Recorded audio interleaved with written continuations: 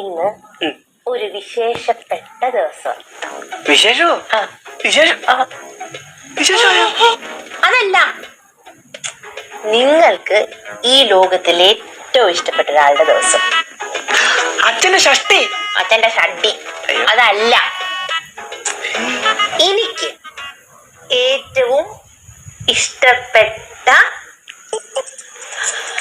OTT recharge ചെയ്ത് തന്നില്ല, അത് ചെയ്ത് തരണം അല്ലേ? അതല്ലേ കാര്യം? അല്ല, കറണ്ട് ബില്ലാന്നോ, വാട്ടർ ബില്ല്, വൈഫൈയുടെ ആണോ?